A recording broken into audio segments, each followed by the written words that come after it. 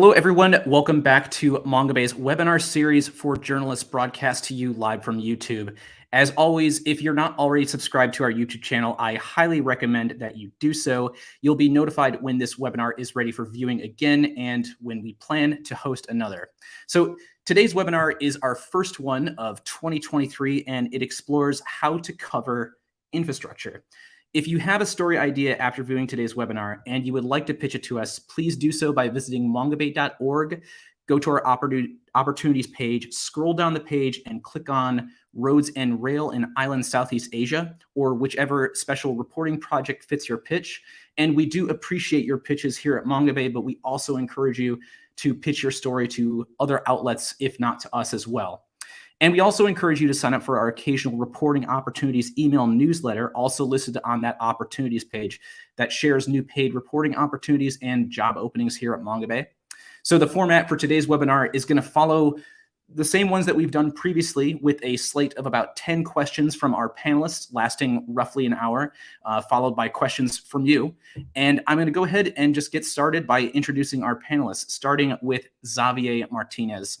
So Xavier is an environmental lawyer that has been working for several years to defend the human rights of indigenous peoples and campesinos. He has worked at SEMDA since 2013 and served as the regional director of the Gulf of Mexico office and is currently the operations director. His main line of work is the intersection between the right to a healthy environment and water and the rights of indigenous peoples and local communities. So Xavier, it is great to have you here. Hi, Mike, and thank you for the invitation. It's a pleasure to be here. Thanks so much. And also joining us today is Professor Bill Laurance. Bill is a distinguished research professor at James Cook University in Cairns, Australia. He is also the founder and director of ALERT, the Alliance of Leading Environmental Researchers and Thinkers, and a member of Mongabay's advisory board. An environmental scientist whose work spans the tropical world, he has written 8 books and published over 700 scientific and popular articles. He is currently Australia's top-ranked researcher in ecology, evolution, and environment, and ranked 6th globally. Bill, it's always a pleasure speaking with you. Thank you so much for being here. Sorry, you were unmuted there for a second. Thanks, Mike. Sorry. Thanks, Mike. Good to see you again. Thank you. And also joining us is journalist Gerald Flynn. Jerry is based in Cambodia, and he focuses on long-form investigations of political, environmental, and social issues. His work has appeared in Al Jazeera 101 East, Mongabay, and others. He is a Rainforest Investigations Fellow at the Pulitzer Center, where he recently reported on a proposed 1,400 megawatt dam project on the Mekong River. Jerry, thank you so much for being here. Hi, Mike. Thank you very much for having us. And yeah, good morning from Phnom Penh.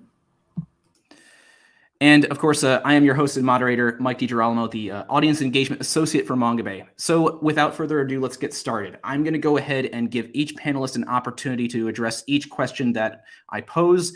And then at the conclusion of the discussion, we're going to open up the floor to your questions. So if you have a question, go ahead and just drop it in the chat there, and then we'll address it at the top of the hour. And please do note that this entire webinar will be available on our YouTube channel in about 1 to 2 days, including timestamps and any resources that are shared today. If you registered for the webinar via the RSVP link, you will also receive a publication notice directly into your email, along with a survey, which we encourage you to fill out. And we'll also publish a link to this webinar on the blog at mongabay.org. So I'm going to go ahead and queue up the first question here.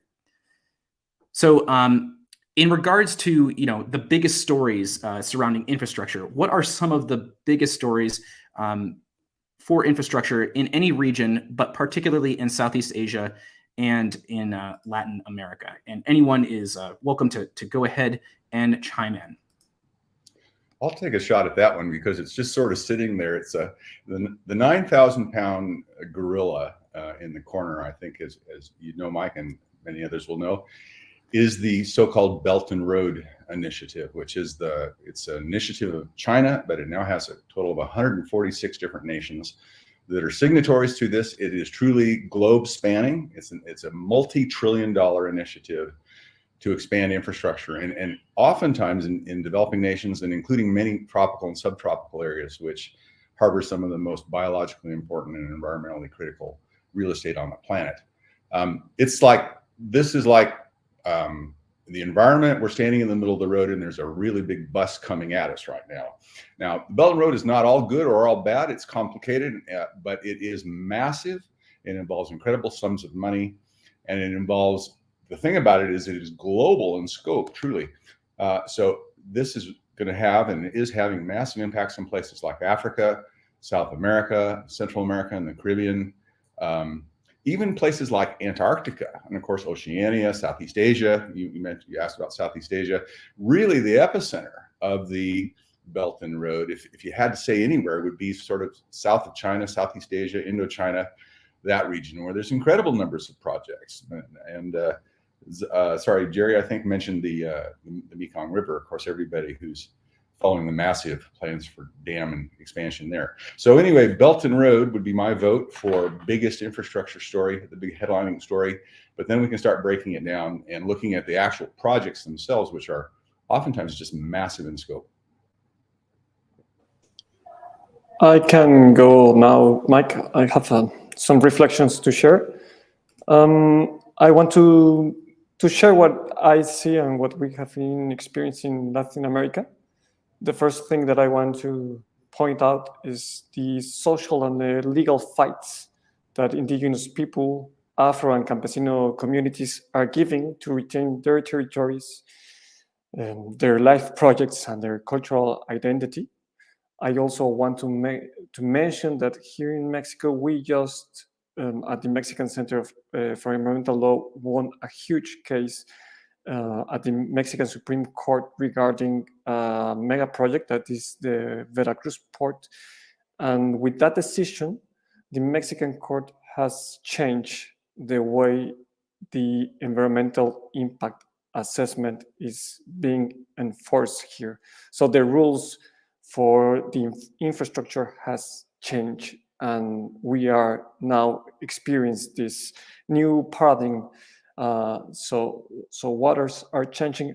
And I also want to mention that here for Latin America, we are also experiencing, in regard to infrastructure, the development of the rights to information and the rights to participation. And this is due to the enforcement of the Escazú Agreement. So now we have developed the contents and the standard of protection of these two rights, and we have new rules.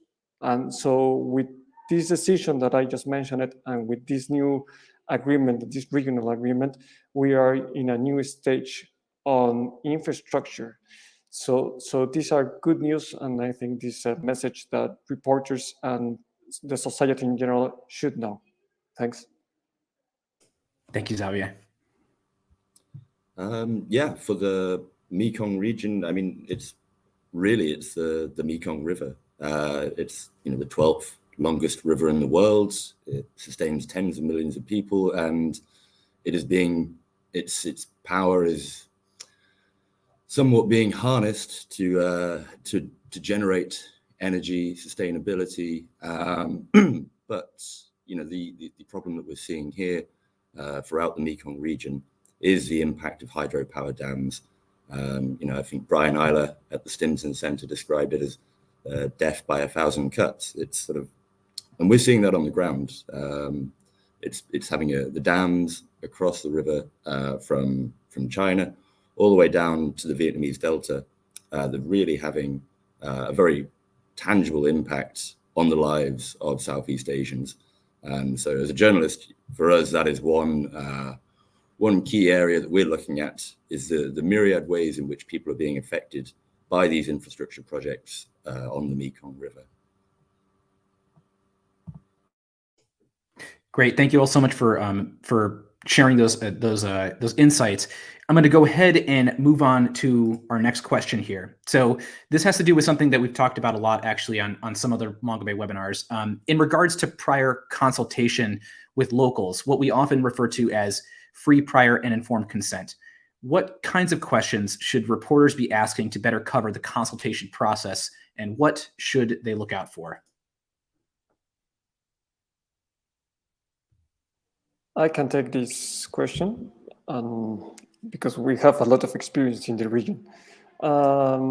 First of all, I think that the reporters need to know that consultation and consent are different rights. They are human rights, and they are applied in different situations.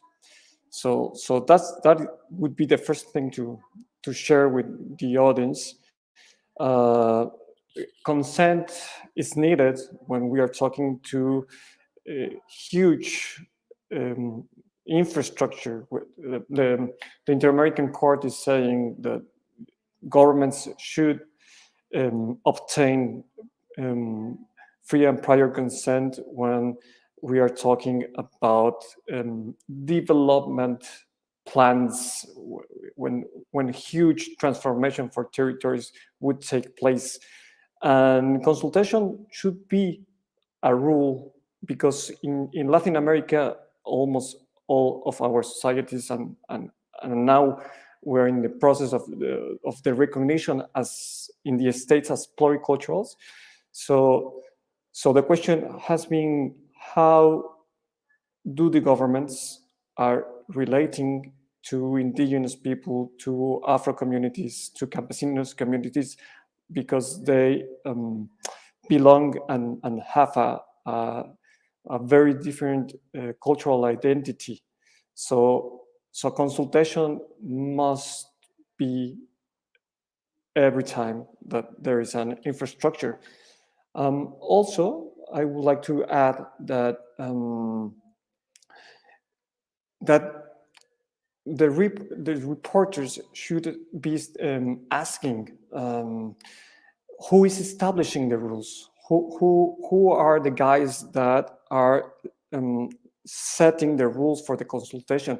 Because if the rules are being made by the companies, we are in a violation situation of human rights. The standard establishes that the rules for the consultation must be the rules of the indigenous community. It must be their internal law. So that is a huge and important question. There is also other questions like, why do we need this infrastructure? It's a common place that the governments and the companies to use, that we need this infrastructure because it's in the name of progress and development. But the question is, development for whom? And also, two more important questions are, where is the information? Is there any information? And here in Mexico, we have the Mayan train, and that's an example of where there is a lack of information, and it is difficult to participate or to say anything about infrastructure projects if there is no information in a cultural and adequate way. So the last question that the reporters should be doing is about why the consultation or the consent is left to the end of the permits, in the road of obtaining permits. They always want to obtain or to do the consultation at the end, and that is also a violation situation of human rights. I might, Mike, can I go ahead and jump in here? Yeah, absolutely. So I'm not a social scientist. I'm an environmental scientist. So I have to preface anything I'd say with that. But one thing I think we've noticed in frontier areas where there's big development projects going on, or whether the projects are being proposed, is asking, do the locals just really understand what's going to happen? Because very often they don't seem that they do. And this sort of dovetails with some things that Xavier said, because it's very often difficult to get information, good information, and local information people really do want to understand. But then you see, so oftentimes there can be really serious aftermaths of some of these big projects. For instance, a mining project, it's not just the mine, it's also the roads that access and service the mine. And it then becomes very easy for various kinds of invaders, illegal gold miners, illegal loggers, just illegal land grabbers, which are very prevalent in some places, to just invade these areas and take over. And oftentimes they terrorize the locals and terrorize indigenous people. I mean, look at what's happening in the Yanomami reserve in northern Brazilian Amazon. And there's terrible problems there with the illegal gold miners and others that are coming in and just dominating the local indigenous communities and corrupting them. And there's every kind of unsavory thing going on there now, prostitution and a lot of illegal poaching and illegal activities. It's just become a giant mess. Locals oftentimes, from the proponents or from the people that are in favor of the project, those that stand to gain, oftentimes there'll be political interests or economic interests that'll be pushing a project, very often make misleading economic and other kinds of promises. I mean, we just see this over and over again. And we did one big analysis where we tried to look at the difference between the economic promises that had been made and actually delivered for particularly big road infrastructure projects. And we didn't find much consistency there at all. There seemed to be a great deal of variability. So it's a perilous world that can be created by these big projects. I mean, hundreds of millions of dollars can be suddenly thrown around. Interests are coming into an area. The locals who are been living for a long time in these communities can just be dominated, and it can almost be like a tsunami for them. So there's a lot of questions that this kind of stuff raises. And one last thing I would say, and just to tie this back to the Belt and Road project, is that China, in its dealing with developing nations, very much tries to just shove all of the responsibility for the environmental assessment and monitoring all that onto the developing country. Now they say, well, we're just respecting their sovereign rights and how they do things, and there's an element of truth to that. But sadly, when we're talking about, say, Bolivia, or we're talking about Republic of Congo, or we're talking about Indonesia, there can be a lot of problems that arise as a result. So I would say, yeah, talking to people and engaging with locals is just so critical in talking about these infrastructure projects, because they are the voices that many people are going to want to hear, and they are the ones that are going to be just most dramatically affected in many cases. Thanks for sharing that. Yeah, I'll just jump in quickly on this. And I mean, for me, when we start to look at FPIC issues, a lot of it is trying to find, well, is the information actually available publicly? Is there any transparency surrounding the FPIC process? And I think the idea of, consultation is not consent is pretty key. And, I would tend to look for what is missing from the consultation process. Who conducted it? Where was it conducted? Because oftentimes we see in Southeast Asia, the FPIC process can kind of be like a box ticking exercise for project developers or for local government. And we've seen it where, villages that will be affected have only been able to send one representative to a provincial town to be able to meet with project developers and have this sort of consultation process.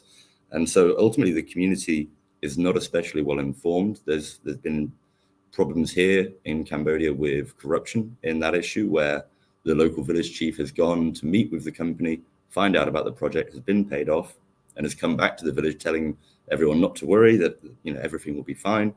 And then similarly, we have the bigger issue, I think, in Cambodia is the compensation packages, because ultimately the problem that I see a lot when covering infrastructure is that the consultation is often rarely free, it's rarely prior, it's not particularly informative, and yeah, it doesn't really, it's not even consent, it's more consultations to say that we did it. And so then ultimately the projects go ahead, they create a range of issues for communities, often who lose their land, and a lot of the times it is indigenous communities who are losing their land, which has more of a cultural value. I'm thinking instances like the Lower Seisan 2 hydropower dam in the northeast of Cambodia, the village of Kabal Ramias. There's an indigenous community there who their burial grounds were completely inundated by the reservoir for the dam Many chose to stay, while others took a relocation package, which didn't meet their needs in any way. The lifestyle that they enjoyed on the land that they had lived on for generations could not be replicated in the government compensation package. And I think so compensation, what it is and is it sufficient, is something that I think reporters ought to be looking at as well. Thank you all for that. I'm going to go ahead and get into another pretty big topic here, and this is regarding environmental impact assessments. So environmental impact assessments for projects are traditionally supposed to be conducted before breaking ground, but sometimes they can be conducted improperly or rushed through. So what should reporters be asking about when looking into these impact assessments? I'll take another run at this one, Mike. Absolutely. These EIAs have been the bane of my existence for the past year whilst trying to look into hydropower developments in the Cardamom mountain range. In Cambodia, the government considers the EIAs essentially private. They're not deemed as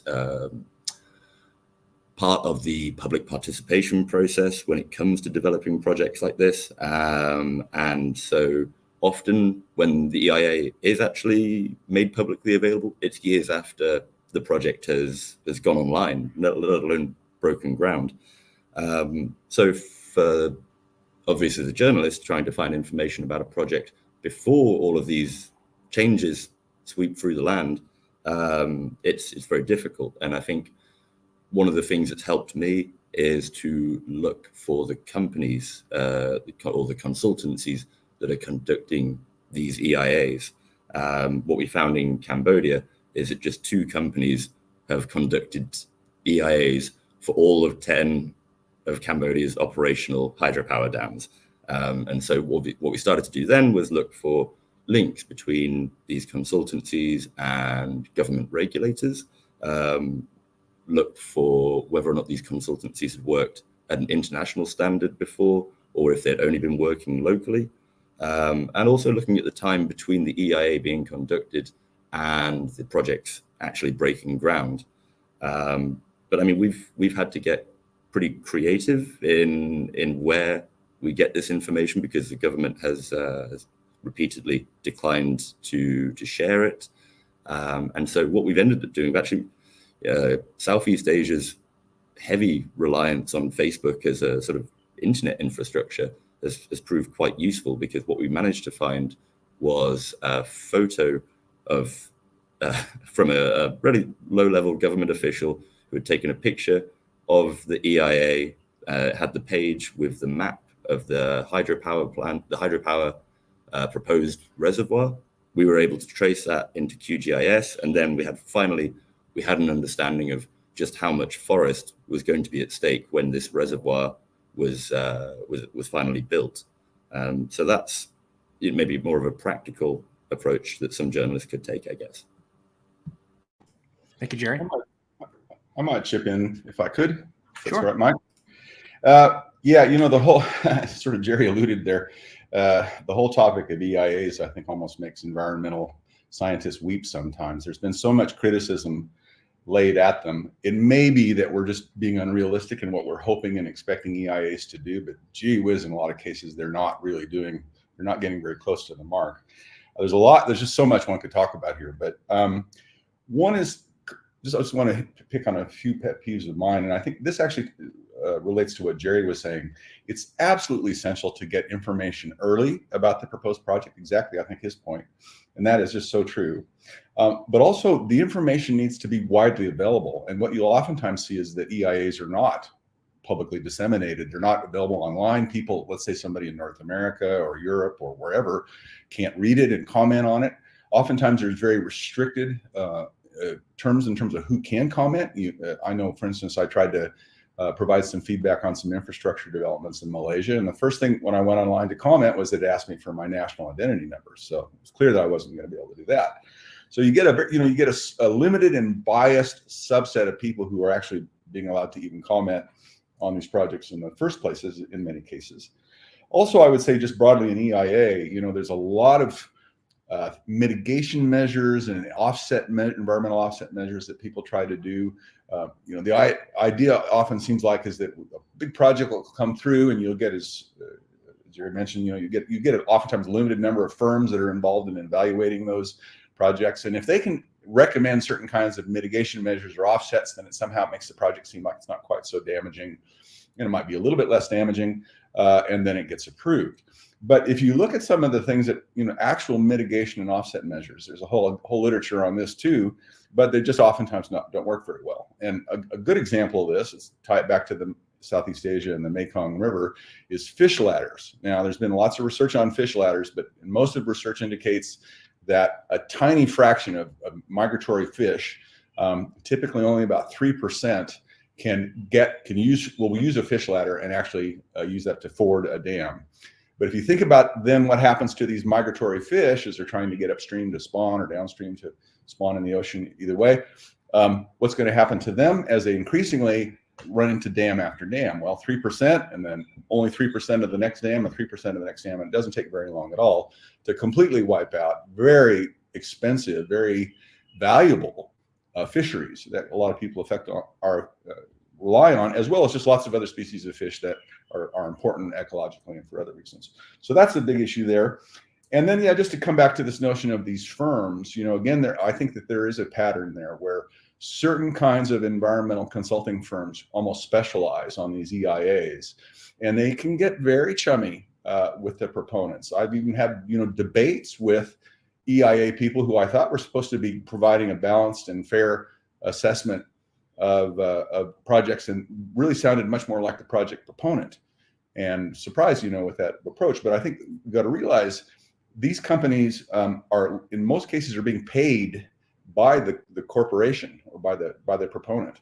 So there's a potential for them, if they're too rigorous, if they're too robust, too tough with these companies, that the opportunities for them to do their work in the future might be more limited. So that's a real incentive for them not to be too tough. So I think there's a whole bunch of things with EIAs, again, we say a lot about it, but that militate against them being as effective as we would really like them to be. And now let me jump into the discussion and to share my experience in Mexico.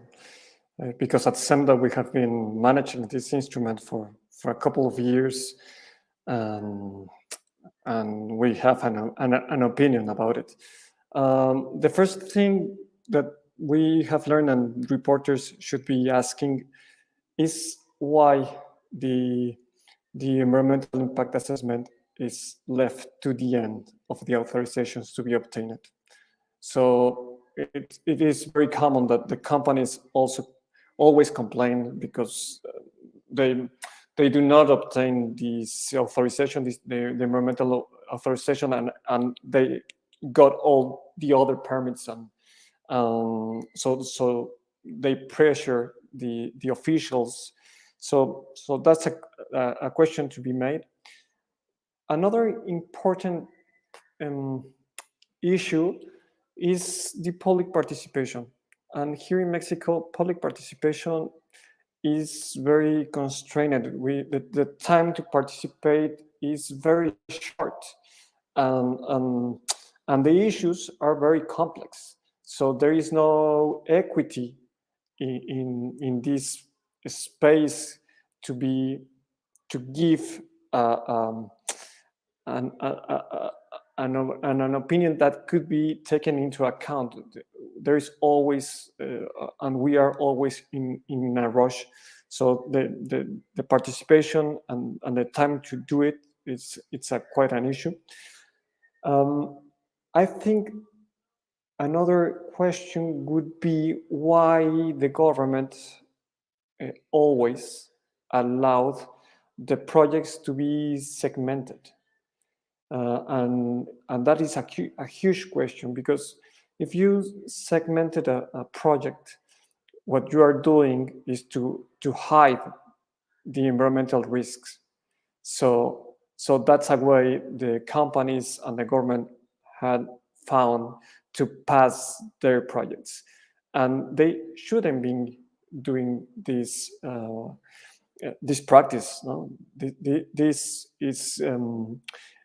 turning to an end the spirit of the mechanism. Also, I wanted to share that why do the authorities allow companies to use old or false scientific information? And this is also a very delicate point, because we are talking about environmental risk and we need to use the best scientific information, right? So that is another important point. And I should also recommend to look to the options and the alternatives. Here in Mexico, when someone presents to the authority an environmental impact manifestation, they are obliged to consider the alternatives, and the option 0 is the most important, and nobody pays attention to this point. And this point can turn the discussion, no? And so I will highlight this point. And also regarding to the participation, and this is another place to look at, is the intimidation that usually communities or environmental defenders have if they participate in the public consultations. There is a lack of security measures, and if local communities are not allowed to participate in secure spaces, they will not share their opinion, they will not share their knowledge, and therefore the project will lack of this important information. I mentioned it at the beginning of the webinar that the Supreme Court just changed the paradigm, and the Supreme Court in Mexico, because of the Veracruz port, ruled that every time that there is an environmental impact assessment, the authority is obliged to do the assessment with the best scientific information, and to do it in an holistic and in a complete way, so that the environmental authority can really evaluate the risk of the infrastructure. And if not, if the authority fails to do this, they will be violating the right to a healthy environment. So I think with that, I share this comment. Thank you very much, Xavier. I'm going to go ahead and move on to our next question. Speaking of environmental impacts, what are some of examples of projects that have had particularly acute environmental impacts that perhaps reporting has helped to shed a light on? I'll jump in on this one quickly then. Actually, there was very recently a story in the third poll by Andy Ball and Marta Castellan. This one was interesting because it looked not at the impact of any one particular hydropower dam in the Mekong region, but more at the cumulative impact that all of these dams were having.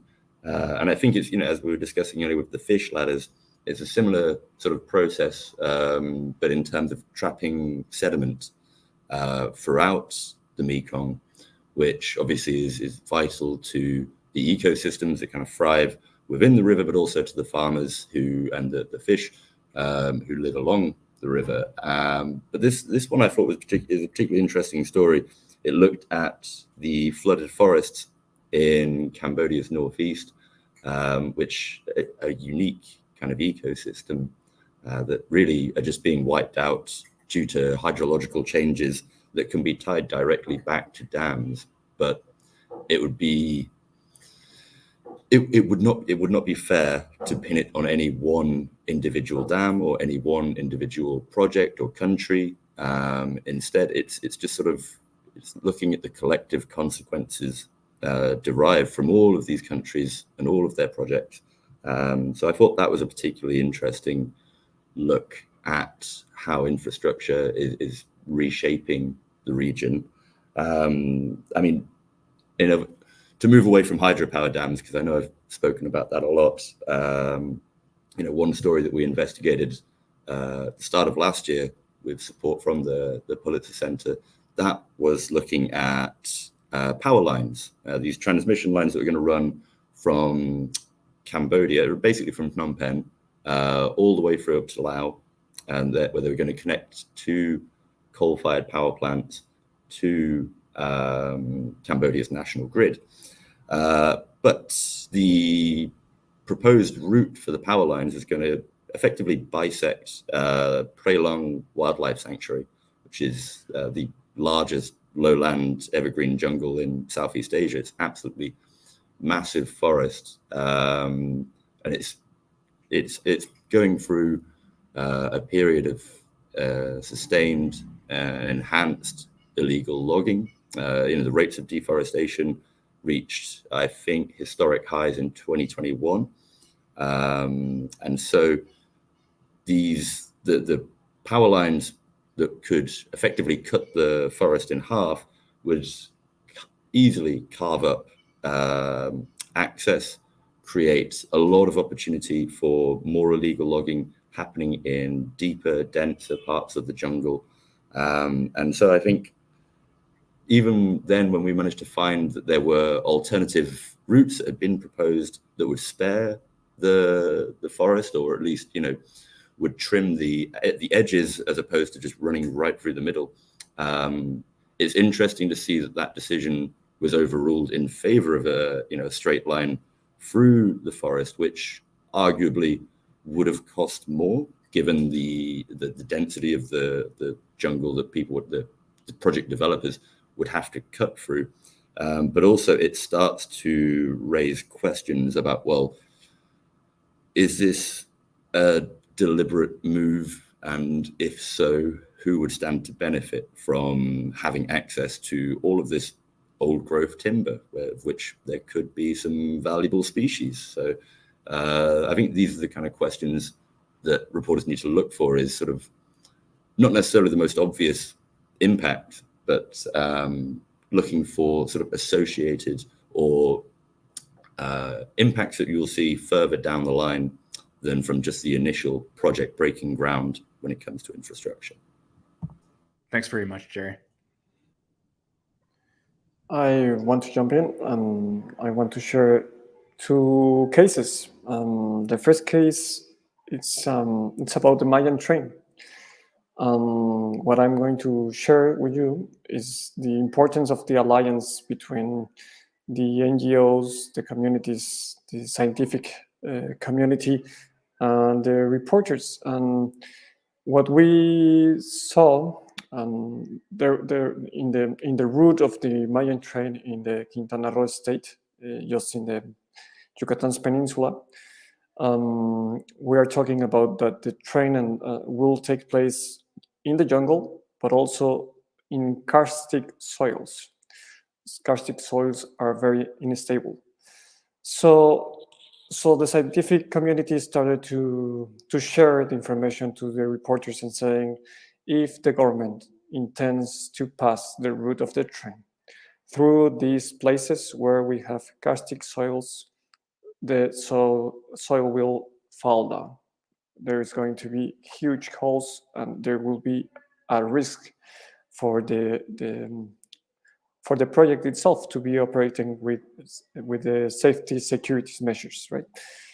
So the reporters start writing about it and disseminating this information, and the government started to moving the route, to changing the design of the originally they have established. And we have been seeing this, and because of this pattern, we can also now say that the Mexican government, do not have the scientific information to do this project, because if they are changing the route every time a note appears at the newspaper, that means that there is no scientific support of the route. And the other case that I wanted to share is I was mentioning about the Veracruz port case. In that case, with the scientific community, we were allowed to prove that in front of the new entrance of the port, there was a coral reef.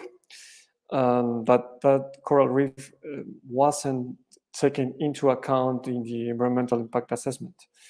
With the help of Greenpeace and the reporters, we had a huge discussion that ended when the environmental authority asked for more information about this issue. So this alliance between scientific community and the reporters are key to change and to protect our rights.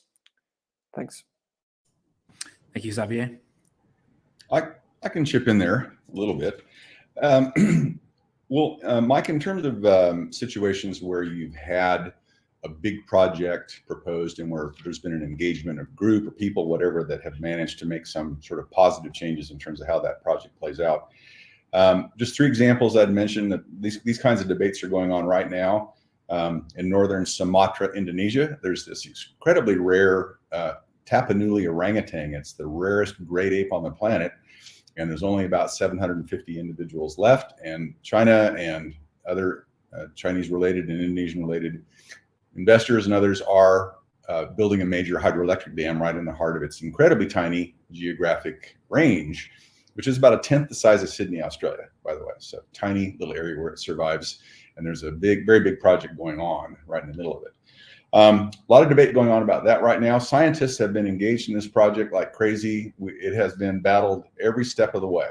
I would say that, and many issues have been discussed and debated. In Nigeria, we've been involved, our group's been involved with efforts to get a major highway through what's called Cross River National Park. I think this was 360 kilometers long. It was a really big highway. And that actually got moved as a result, I think, largely of the environmental and social issues that were raised as a result of this public debate process. And then also in Latin America, in South America, the so-called, what used to be called the Avança Brazil program, the Advanced Brazil program, and has now got a more longer name and also involves other countries. But there's a lot of emphasis on big infrastructure projects there. People who've been debating these issues have had some success. It's not like nothing has happened. So I think that tells us, look, being involved is a lot better than not being involved. That's always better. It takes a long-term commitment. It takes it takes knowledge of these projects, knowledge of the players, knowledge of what's going on. So, people who are local NGOs and other kinds of groups that are established in an area can oftentimes be very valuable. And I guess I would just, finish up here by alluding to an article that published a few years ago, which talks about just general strategies for big infrastructure projects in which there's a lot of debate around the project. And I would say this, or a lot of concern around the project, and I would say this, we talked about the 3 Ds. Number 1, delay the project. These are strategies that we can do to try to have better infrastructure and to try to weed out some of the really dangerous and bad projects. So delay projects whatever you possibly can. That's really valuable. The entities that are pushing these projects, which are corporations and governments, are operating on annual profit statements or quarterly profit and budget statements. I mean, they're making decisions very quickly, and they want to ram these projects through the decision-making process as fast as possible. Our goal is really to do the opposite of that, slow things down and disseminate. That's the second D, disseminate information, get it out there, get it out to the public, get it out to everybody so that the public understands and the public can engage in this debate and be better informed. And then finally, have a debate, really have a third D, have a big public debate as much as you possibly can. And again, all the parties involving in this, what you can try to do then is to have a diverse and broad coalition of parties that are very concerned about the project. And we've heard colleagues here, Jerry and Xavier, talking about the kinds of things that they're doing. And that's exactly the kinds of strategies that we're talking about, is trying to engage public interest, trying to have a diverse set of perspectives on these type of things. And what you actually will find, and this is something, an interesting observations, not all of these big projects succeed. Not all of them go ahead by any means. And it's it's oftentimes the environmental and social, sometimes economic issues that end up slowing these projects down, and then they just eventually collapse or go away, or you get a change of political government, in power, and they decide they don't want that infrastructure project because that was proposed by the previous administration. So slow it down, get the information out, and have a debate. Delay, disseminate, and delay, disseminate, and debate. Those are the 3 Ds I'm pushing right now. Thanks. That was a lot of great information from all 3 of you, and I understand we're kind of getting short on time, so I'll try to get through the rest of our questions as quickly as I can. And we're going to talk about a pretty big question next. Hopefully, we can address this one within the time that we have. What does the financing on an infrastructure tell us about it?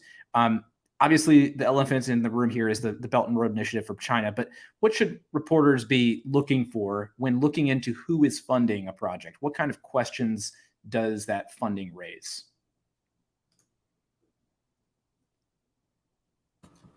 I'll take a little go at this one, I guess. For me, obviously in Southeast Asia, there's generally a lack of transparency around financing. I mean, there's a lack of transparency around the development of new infrastructure projects as a general rule anyway. But one of the things that I think is quite helpful, it's by no means everything, but it provides useful context, is to look at the track record of the companies involved. If you can find out which banks are financing them, what projects have they financed before, where else have they financed projects, what were the outcomes of those projects for both in terms of the quality of the infrastructure, the impacts to the community, the impacts to the environment, and also, I mean, if that sort of more macro level finance isn't readily available, then in Cambodia it's a small country often, so we find often there are direct links between project developers and government regulators. The very people who are supposed to be providing a check and balance against the worst kind of excesses, like what James is discussing in terms of the approach that the corporate or capitalist approach that a lot of project developers take, then I think, we are able to see that short-term sort of mentality as a big problem. I mean, whilst we were looking into sand mining on the Mekong and Tonle Sap rivers, we were able to find that one of the Cambodian regulators at the Ministry of Mines and Energy, his wife had a direct link to a company that his ministry had given a license to mine sand from. So it's looking for those kind of connections can be helpful in understanding exactly why projects have been financed the way they have, but also then again looking at the context of who is financing what and what have they financed before. Thank you, I might chip in there, if that's okay. Just briefly on this, one of the dynamics that often plays out, it seems to me, in big infrastructure projects is whether or not the project is going to get some kind of support or full support from, or some kind of support from the multilateral banks. So this, of course, would be the World Bank, the Asian Development Bank, the Inter-American Development Bank, and the African Development Bank. And I'm just trying to think, there's been a couple of others. Of course, China has had its own version of these development banks as well, and there are some others. But it's really a critical issue, because if one of the major development banks, after years of being pilloried for probably often good reasons, have gradually raised their game. I mean, the World Bank's come a long way, the Asian Development Bank's come a long way, in my experience. And they really are trying to push more environmental stringency in the kinds of projects, and they're trying to have more of a discussion with specialists in those areas. So I think that's quite a positive development. But the key point is this: if a multilateral bank comes in on a project, that suddenly becomes like a green light to a lot of private investors, private capital, because they'll say, okay, they've signed off on it, so it must be an okay project. We're not going to get hamstrung down the line because we're getting lawsuits over environmental or social issues. This is okay to go ahead. So that's a really critical thing. And there's often quite a lot of debate, externally and internally within the development banks, multilateral banks, as to whether or not they should support a particular project. And oftentimes there'll be a lot of discussion from, say, for instance, social and environmental interests will say, no, you shouldn't do that. It's really a bad project, and here's the reasons why. So anyway, I guess I would just throw that out there, is that really critical issue going on right now is whether or not a development bank, multilateral development bank, is going to support the project. And if they do, that kind of changes everything. From my part, I will say, if I would be a reporter, I will start asking about their position regarding human rights. Because if they have a position about protecting and respecting human rights, then my second question would be if these investors have environmental and social policies, such as safeguards. They have been, for several years, the World Bank has been developing these safeguards. And that should include the gender and biocultural protocols, because usually this kind of infrastructure take place in indigenous territories, campesinos communities territories. So that would be two questions that I would do. And a third question that I would do is what happens if violence appears? Do they will keep their inversion of there? Should we ask them to take away their money? And here in Latin America, we have some terrible cases where these institutions kept their money in their projects and keep and maintain the violations of human rights. So for us, this is a key issue. These people, if violence appears, they should take their money and go away and start an investigation of what has happened, no? Because they have and they are responsible. And that's my opinion. All right, thank you so much, Xavier. In the interest of time, I'm going to go ahead and move on to our next question here regarding community level responses to infrastructure projects. How does the public response to a project affect it? And we've actually already talked about some of this. Bill, you touched upon it a little bit earlier. And what should reporters be looking for and asking about when covering public responses?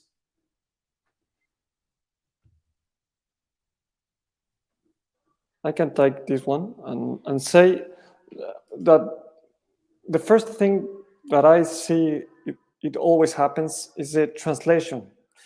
And when I say translation, I mean that there is always two kinds of languages, because there is this language for the public opinion and for the people that lives in the city, and there is this translation to the people that live in the territories and that their way of life is at stake. So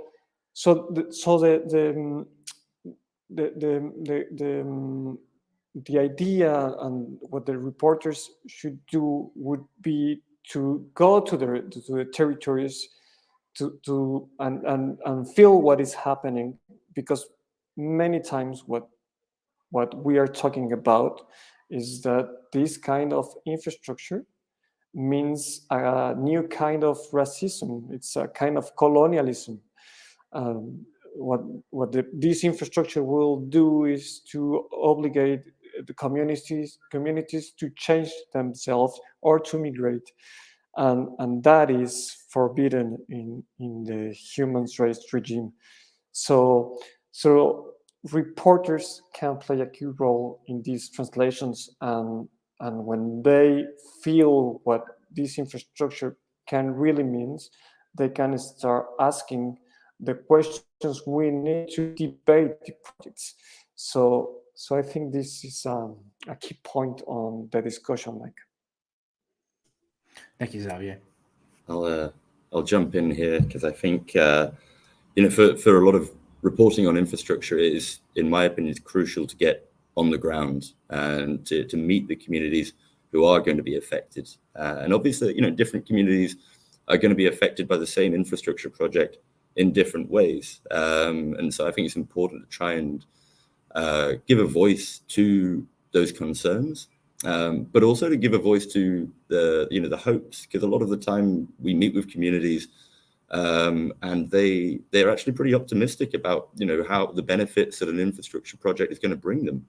And so I think it's important to be able to show that there is a level of expectation, whether it's an informed level of expectation or not, and that is often a result of a weak approach to FPIC. But I think it's important to show that there is a range of expectations, fears, concerns, and hopes. But I mean, obviously, that from a practical perspective for journalists, this is one of the key reasons that the transparency regarding EIAs is so important, because then you have an understanding of exactly what sort of impact the project developer is expecting, where those impacts are going to be felt, which communities you should visit. And so this is why before embarking on that kind of reporting project, you need to get the preparation done in terms of mapping, in terms of knowing which communities you're going to be visiting and how they're going to be affected, and whether they're even aware of the project itself and the potential fallout that they may have to live with once it begins. So yeah, that would be my 2 cents on that. That's really good advice there, Jerry. Thank you for sharing that. Bill, do you have anything to add? Or I can move on to the next question if you're good. No, I'll leave that to the other guys. That's into the social side of things. No worries. So let's go ahead and let's talk about something a little bit more to do with the legality of infrastructure projects. Many of them are subject to lawsuits and injunctions. So can you tell me what are some of these lawsuits and injunctions? Can you think of examples where better reporting could help inform the public elsewhere about similar legal avenues to resisting or challenging projects?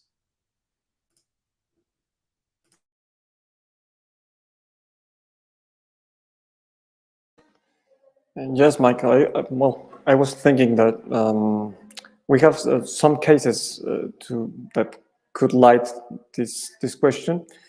The first one would be, and again, let me insist in this point, it's about the Veracruz port case. This port was going, or it also damaged a reef system, but at the end the case was won, and the port, the works to enlarge the port were stopped because of the reasons I mentioned before. And we have been taking the lessons of this case to the Mayan train, and we are taking these lessons with the reporters, because, for example, we think that the Mayan train, it's a project that should look to the Veracruz port case, because in this infrastructure project has also been segmented. There is a lack of scientific information, and there is also a lack of public participation, and also a lack of obtaining the prior consent of indigenous communities. So we have been building this bridge with the communities and with the reporters, asking and trying to bring a mirror where the government should start saying what they are doing, and to let the questions bring some answers. So, for example, we have been saying that if investors want to keep their money, and if government wants to bring security to the investments, they should not be doing what they have been doing. They should not allow the segmentation of the project. They should bring the best scientific information to the table. They should also bring to the communities to the table and to have a dialogue on the issue. And the reporters have been helping us with that. If you also consider that we have the Mexican president always at the 7 in the morning, we have a press conference where he always pointed out some of this issue and stigmatize environmental defenders. So this is part of a strategy and a democratic way to change things. So reporters can be the bridge to help us to change the narratives and to help us to protect environments and people, right? I put in the table this case, and maybe another time we can talk about it. Thanks so much. Bill and Jerry, did you all have anything to add? I'll just chip in there quickly. Yeah, I mean, I think this does raise, one of the obvious points, Mike, is that I think lawsuits and injunctions appear to be, they're a very common mechanism and tool that's used by various groups to try to affect all kinds of things. But in this context, say, for instance, environmental and social NGOs trying to affect an infrastructure project. I think just the one thought I had as this was being discussed is that I'd have a question. Do NGOs get, or do they typically have the legal support that they need in order to try to deal with some of these issues? Clearly, these legal tools are an important strategy, an important arrow in the quiver of environmental and social rights people. But I guess the key question really is, do the NGOs have typically enough legal expertise in what they do, or are they very much limited by, say, for instance, the number of hours that a lawyer would be willing to donate pro bono for a particular cause? So I'll turn that over to maybe one of my colleagues there. Yeah, I don't have a huge amount to add on to this, but what I will say is that, where you have fairly weak governance or a lack of separation between the executive and the judiciary, as you do in many places in Southeast Asia, then the potential for sort of legal recourse among communities affected by infrastructure projects, I think that it really underscores the importance of understanding where the finance for the project has come from, because if there are, as we've discussed, multilateral players involved, or if there are international donors who can be more easily or more effectively swayed by the potential for legal action, then I think that raises the scope for it, because otherwise the context of Southeast Asia, I think often it reduces the power of communities, of individuals to be able to stand up against often government-led projects with any kind of legal backing. And also, I think similarly, for communities to understand their rights, often I've found that journalists are the ones explaining the impacts of a project to them, because again, that consultation or consent acquisition process has just not been there, or has not been robust enough to actually let people know what they're in for while these projects are on the way. And so, I think journalists also have a responsibility there to make sure that they're sharing information with communities, not just going in asking questions, but also sort of make it an exchange. You're able to offer them perhaps information that they were unaware of, and that can be helpful in determining the course of action that they want to take. All right, Jerry, thank you so much. We are at the top of the hour, and so we are at the point of the webinar where we are to begin our audience questions. We do have some leftover questions that we didn't get to, and I might pop in a few of those, but I did want to go ahead and start addressing these. And there's one that came in here from Sally.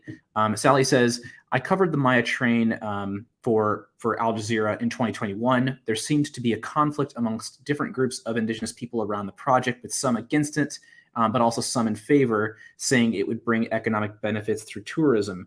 Do you know if this disagreement has been resolved? I suppose this probably would be a question directed at Xavier. So Xavier, if you have anything to add to this. Thank you, Mike. Thank you, Sally. And the answer is no. The disagreement is still in place, unfortunately.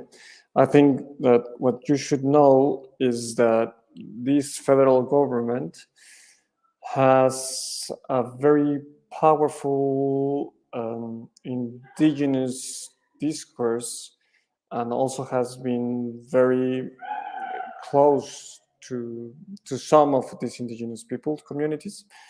And when the government decided to do this project and started the consultation, there was several reflections on it, because indigenous communities told to the Mexican officials that maybe the train could be a good idea, but first they had others' priorities, and they wish to be attended first, and the government didn't do that. And also there is this communities that has been studying the project and saying, if we allow this project to continue, they will take control over our territories and our way of life, our community projects of life, and our territories will be transformed. And we haven't participated or given our consent to allow them to do that. So what we have been seeing is a huge fight. Some communities are fighting, others are waiting and seeing what happened, and others are with the government, and that's a fact. And what is the terrible thing of all this story is that there is no dialogue, and there is a polarization that do not help us. So what I can tell you, and I will end with this, is that these communities and organizations had decided to give a legal fight, and the federal judicial power will have a last word on it, and we will see it in a couple of years, sadly. Thank you. Thank you very much, Xavier. I have another question came in here from Deep. Deep says, as a commodities reporter, I often find myself covering operations at oil and gas infrastructure like refineries and pipelines. Can you share some ways to improve coverage of energy infrastructure? I might jump in here. Good question. Interesting question. I guess one of the things I would maybe suggest to journalists is that when they're trying to think about infrastructure, is there's kind of systematic ways to go about it. If you look at it as just a heterogeneous jumble of different kinds of projects, well, then it doesn't seem to make any kind of sense at all. But in fact, if you start looking at some of these projects, you see that that there's linkages between them. There's a lot of things going on that connect the different kinds of projects. Yeah, sorry, I'll just leave that one little brief thing there. I think I've got some more discussion I want to come back to you with later. So I'm going to, sake of time, I'm just going to leave it at that one little quick comment. No worries. Jerry or Xavier, did you have anything to add to that? Well, maybe I can recommend to a couple of things. Start talking to communities here in Mexico and in the Gulf of Mexico region.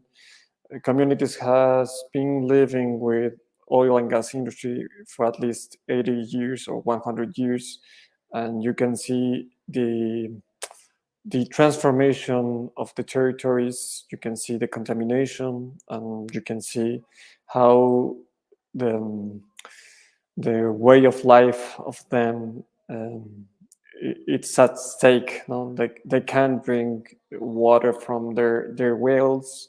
They can go fishing on the rivers they can do agriculture because there is oil split over there. So passives, oil passives would be here in Mexico an issue to investigate. Another issue to investigate here would be why the oil state company basically has immunity. There is no way to challenge Pemex at the federal courts. And another question that would be interesting is why the Mexican government is going forward on fossil energy and giving away, relegating the transition. So at the end, I think a good question would be, what's the situation regarding the human rights of these communities to the oil industry? That's a huge question because there is the organized crime, there is these like the invasions of the companies on the territories, and there is also these migrations of communities that has been relegated. So I will leave it here. Great. Thank you so much, Xavier. Actually, I do have another question, a follow-up question here for Xavier. It's from Sergio. Do you have any thoughts on the canceled airport project near Mexico City and the lessons learned from it? Yes, I have a lesson, and it's a sad lesson. The federal government decided to cancel this project because they organized public consultation. The results of the consultation allowed or legitimized the government to take this decision. But what is my personal opinion on this is that they starting not honoring the public participation mechanisms, because these mechanisms that they decided were not with the guarantees, the guarantees that would allow an exercise cemented in human rights. So the party, the official party, organized the consultation. The official party counted the votes, and they did it in places where the people do not or will use that airport. So in my opinion, they just dislegitimate this important mechanism of horizontal democracy, and that is a very sad story in my opinion. Thank you, Xavier. I'm going to queue up a question that I didn't get to ask earlier, but I think it's pretty important to ask. Are there examples of good or positive infrastructure projects or types of projects that have a solutions type angle that journalists should be looking for and covering? This would be beyond things like solar arrays. Are there projects like water infrastructure projects that boost water tables, for instance, that could be covered with a solutions journalism oriented approach? Yeah, I'll jump on that one, Mike. There are definitely examples of good infrastructure. You touched on some of them, so we could talk about some of the things. Like, for instance, hydroelectric dams, as an example, have different kinds of impacts depending on where they are. In the tropics, it looks like a lot of hydroelectric dams are actually helping or actually causing the water to function as a large carbon sink, and that's not good. That's the opposite of what we want to be doing. We want to be reducing that type of thing. In terms of other good infrastructure projects, one of the things I would say is there's actually kind of a rationale that we've been advancing to suggest that if we put infrastructure in the right places, we can have development. We can have quite a lot of land development and food production and other kinds of development without causing environmental havoc. But the key thing is this: the idea is that we're living in a world with cities that are growing very, very rapidly all around the world. These cities have big demands for food, particularly high quality fresh food, and so they're relying on the peri-urban and urban areas, or excuse me, peri-urban and rural areas around them to provide their food. But oftentimes the road networks that connect these areas to the cities are very poor, and so there can be a major loss of food due to wastage and spoilage when they're trying to get it to the cities. It's expensive, that type of thing. So a lot of these things really reduce the efficiencies of farmers and really militate against good rural economic development. But if you put the roads in the right places, if you consolidate and improve those road networks in these areas, the peri-urban and rural areas around major cities, around cities, and work to improve their infrastructure, what we argue is that you'll get better and more intensified development in these areas where most of the native vegetation and biodiversity is already gone. It's just intensifying that production. And then hopefully leaving the more remote areas, the frontiers, the wilderness areas, the national parks, protected areas, critical areas for biodiversity and environmental services, trying to keep infrastructure projects out of those areas as much as possible. And actually, in most cases, those kinds of projects wouldn't survive a rational cost benefit analysis anyway, unless there's something really valuable at the end of that road, which there might be a gold mine or something like that. But anyway, I think there's lots of good projects out there, but the key is to sort of understand the context in which projects can be quote unquote good or bad. And I think that gives us sort of a starting point to then say, okay, now let's look at a particular project and ask how does that specific project look? But in terms of the broad picture, we might say that's either favorable or not favorable. Thank you, Bill. I'll just take a quick Sure. go at this. I mean, for me, I'd say it's difficult to say whether any infrastructure project, particularly in Cambodia and Southeast Asia, is inherently good or bad. Often when we report on negative impacts felt by communities or felt by the ecosystems, then the government accuses journalists of being anti-progress, or you don't want development. And I think this sort of idea that infrastructure is either good or bad, or you're for it or you're against it, it's reductive, because it's obviously every infrastructure project is going to bring some benefits. It's going to have some negative outcomes. For everything that you purchase, there is a cost, and as journalists, I think for us, we need to be looking at, well, who are those people that are benefiting, and who are the people paying for it? Because obviously, when you're talking about the development of energy infrastructure, the chief beneficiaries are often people in urban areas rather than the people in rural areas who are displaced to make way for the infrastructure that generates that power.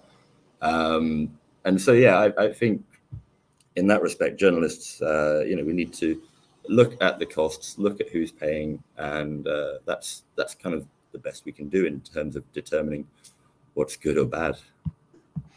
Thank you, Jerry. Mike, I will also want to add something to the table shortly.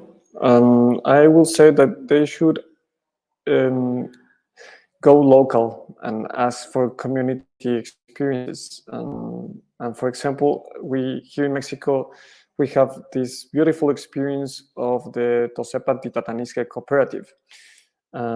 These guys has been organizing themselves. This is the Masewal people.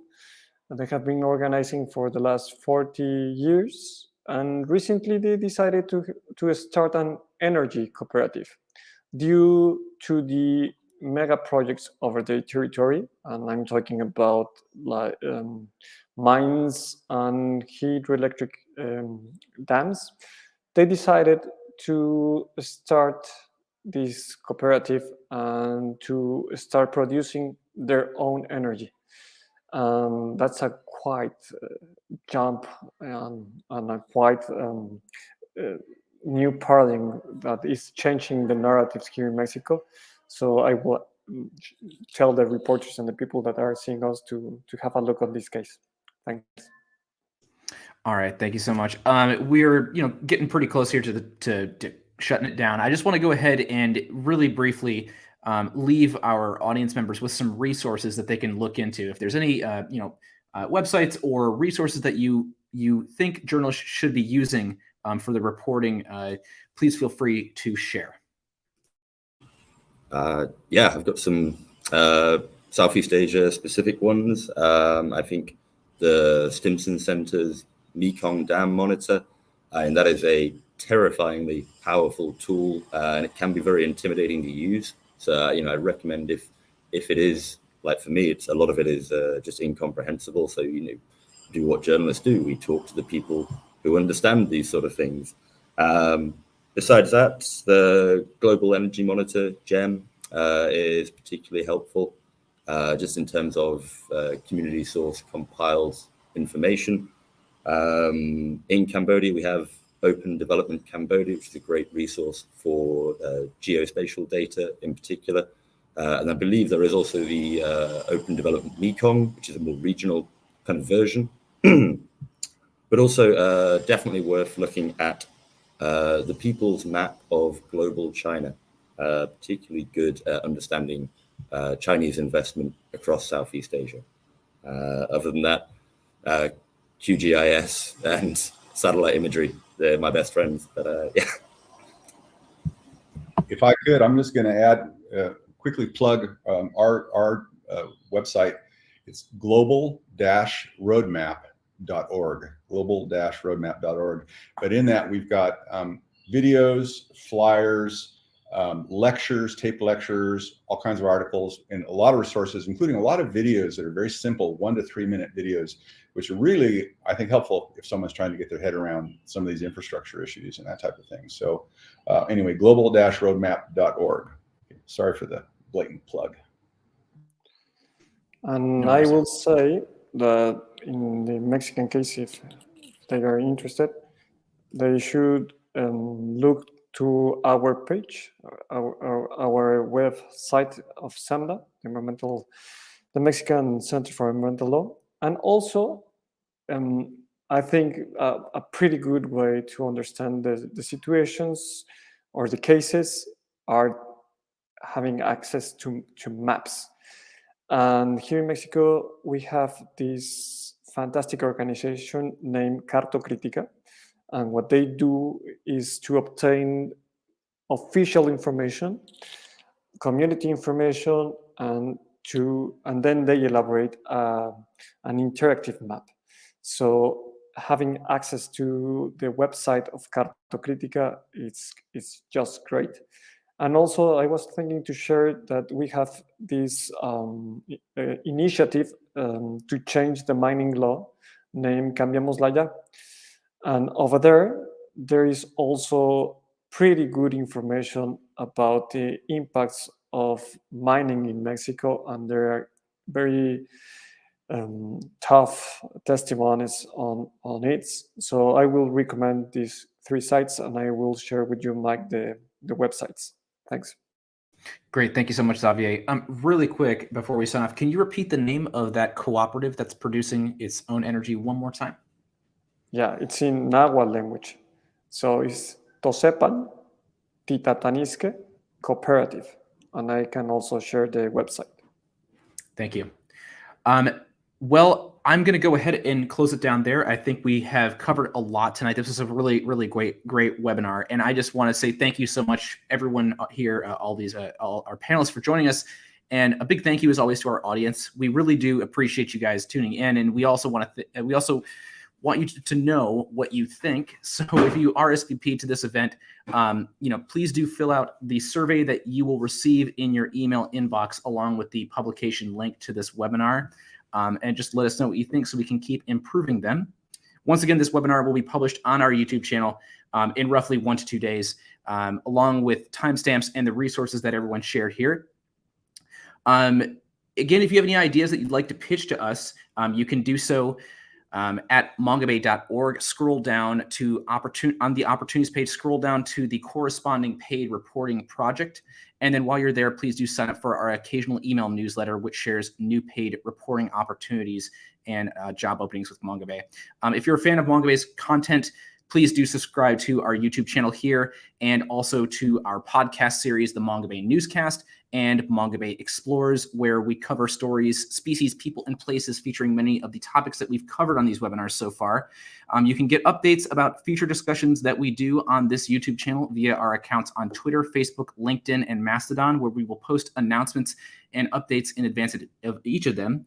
And please don't miss our next webinar, which will be how to cover great apes, which will be on March 2nd, just a month away.